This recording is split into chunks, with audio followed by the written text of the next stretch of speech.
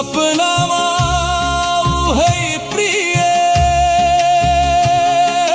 तिम्रो मौनखाबाट